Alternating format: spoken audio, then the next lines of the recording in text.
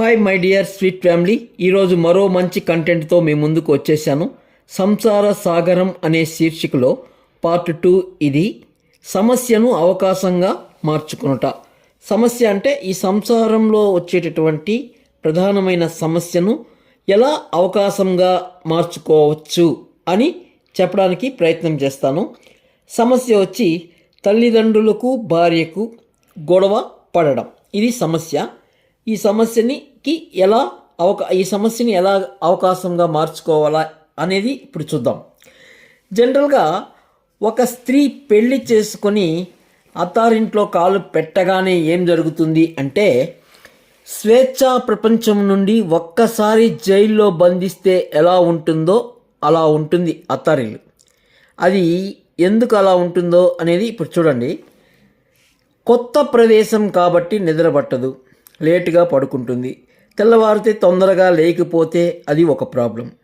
ఆడవారికి సహజంగా కొంచెం సిగ్గుంటుంది.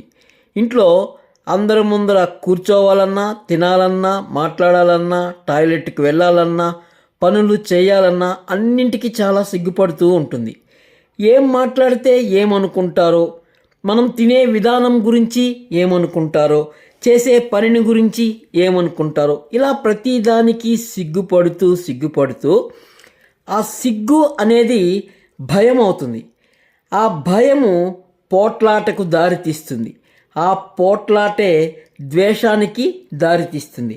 అప్పుడే వేరే కాపురానికి దారితీస్తుంది. ఇక్కడ అందరూ మంచివారే, ప్రతి ఒక్కరూ మంచివాళ్లే, అందరూ న్యాయవంతులే, అందరూ ధర్మాత్ములే. కానీ అసలు సమస్య అనేది ఇదన్నమాట. ఈ సమస్య తెలుసుకోలేకుండా అనవసరమైన గొడవలు, పంచాయతీలు, మధ్యస్థాలు ఇవి చిలికి గాలివానలాగా అయిపోయి కొన్ని సందర్భాల్లో అయితే వేరుడు కాపురమే కాకుండా విడిపోయేదాకా కూడా దారితీస్తాయి. సో ఇది సమస్య. ఇలాంటి సందర్భాల్లో స్వేచ్ఛను తీవ్రంగా కోరుకుంటారు. ఒక గంట సేపు ఇంట్లో ఎవరూ లేకపోతే అబ్బా అని కోట్లు ధన సంపాదిస్తే ఎంత ఆనందపడిపోతామో అంతగా ఆనందపడిపోతుంది ఎవరు, ఆ కొత్తగా వచ్చిన కోడలనామె. అంటే దాన్ని బట్టి చూసుకోవచ్చు ఆమె ఈ యొక్క స్వేచ్ఛ కోసము ఎంతగా తల్లడిల్లిపోతుందో అని. మరి ఈ సమస్యను ఎలా అవకాశంగా మార్చుకోవాలి అన్నదే మన కంటెంట్. చూడండి, ఈ సమస్యను అవకాశాలుగా మార్చుకోవడానికి ప్రధానంగా 2 మార్గాలు ఉంటాయి. అందులో మొదటి మార్గము, ఈ సమస్య అనేది కేవలం అత్తమామలకి భార్యకు వచ్చినప్పుడు మాత్రమే అనుసరించాలి. ఇది కాకుండా ఇంకోటి 2వ మార్గం ఉంది. అది ఎప్పుడు అనుసరించాలంటే, భర్త అనేవాడు అసమర్థత అయున్నా, లేదా ఆ ఇంట్లో అత్తమామలతో పాటు మరిదులు, తర్వాత వచ్చి ఆడబిడ్డలు వీళ్ళు ఉన్నప్పుడు వాళ్ళతో కూడా సేమ్ ప్రాబ్లమ్స్ ఫేస్ చేస్తుంది కదా. అలా ఉన్నప్పుడు దానికి అనుసరించాల్సిన మార్గం ఇంకొకటి ఉంది. ఇప్పుడు కేవలం ఈ సమస్య అత్తమామలే ఉన్నారనుకోండి, ఇంకా ఆ ఇంట్లో ఎవరు ఆడబిడ్డలు కానీ మరిదులు కానీ ఎవరు ఉండరు, అత్తమామలతోనే మెయిన్ సమస్య అనుకోండి. అలాంటప్పుడు ఈ మార్గం అనుసరించాలి. అయితే ఏంటి ఆ మొదటి మార్గం అనేది ఇప్పుడు చూద్దాం. చూడండి, ఇక్కడ కొత్త కోడలు ఏ విధంగా అయితే తన యొక్క సిగ్గుపడుతూ దాన్ని భయంగా మార్చుకొని తర్వాత దాంట్లోనే ద్వేషం పెంచుకొని ఇట్లా రచ్చలేసి ఇలా ఉంటుంది కదా, ఆమె వల్ల వచ్చే ప్రాబ్లం అలా ఉంటుంది కదా. మరి అత్తమామలు ఏమని ఆలోచిస్తారు అనే దాని గురించి చూద్దాం.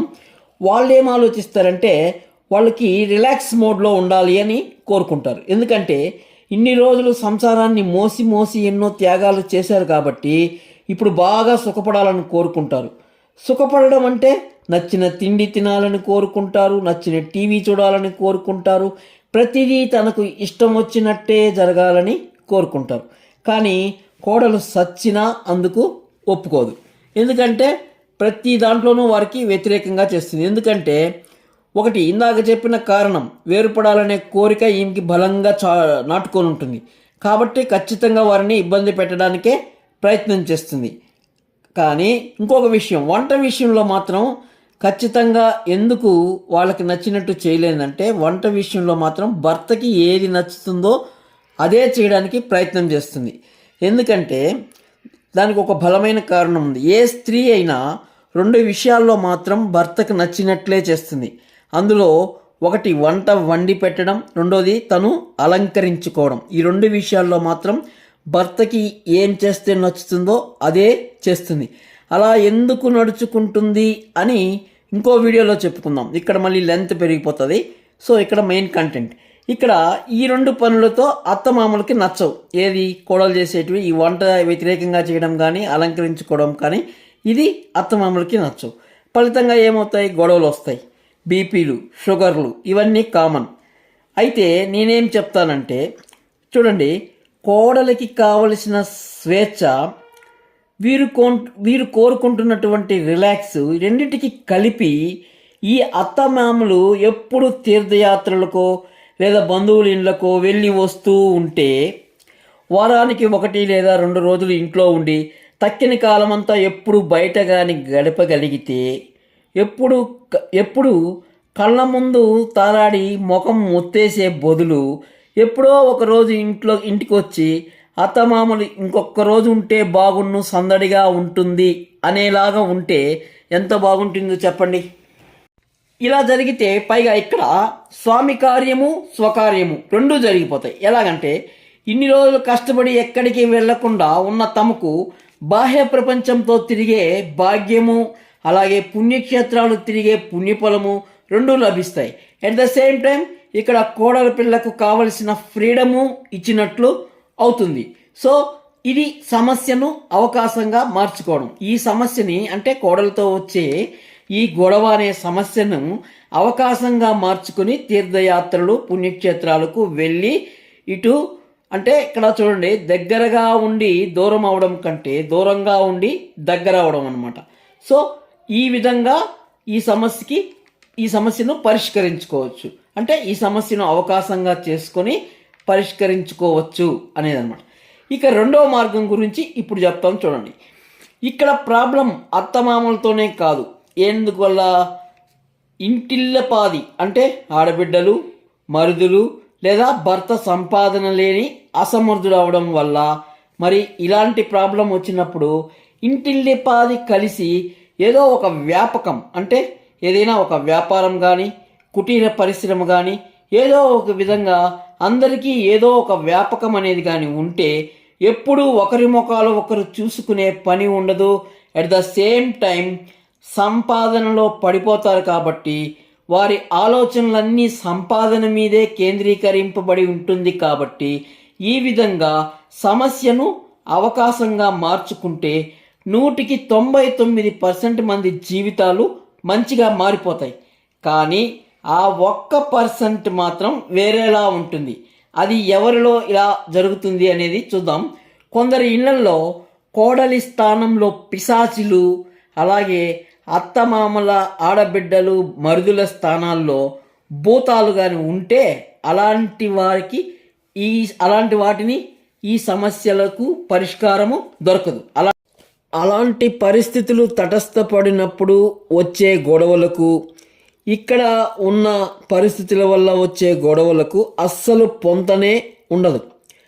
ఎందుకంటే ఇలాంటివి ఎప్పుడు వస్తాయంటే గతంలో చేసుకున్నటువంటి పాపాలకు ప్రక్షాళన జరుగుతున్నప్పుడు ఇలాంటివి తటస్థపడతాయి. వాటిని మనము ఏమి చేయలేం. భగవంతుడికి వదిలేసి భగవంతుడి కృప కోసం ఎదురు చూడడం తప్ప మనం చేయగలిగింది ఏమీ లేదు. ఓకే, ఇప్పుడు అర్థమైంది కదా సమస్యను ఎలా అవకాశంగా మార్చుకోవాలి అన్నది. చూడండి, మీకోసం ఎంతగానో కష్టపడి మంచి వీడియోలు చేయడానికి ప్రయత్నం చేస్తున్న నాకు మీ వంతు సహకారంగా ఒక లైక్ ఇవ్వమని పేరున వేడుకుంటూ, మీరు ఖచ్చితంగా లైక్ ఇస్తారని ఆశిస్తూ రేపు మరో మంచి కంటెంట్తో మీ ముందుకు రావడానికి ప్రయత్నం చేస్తాను. అంతవరకు సెలవు, శుభం.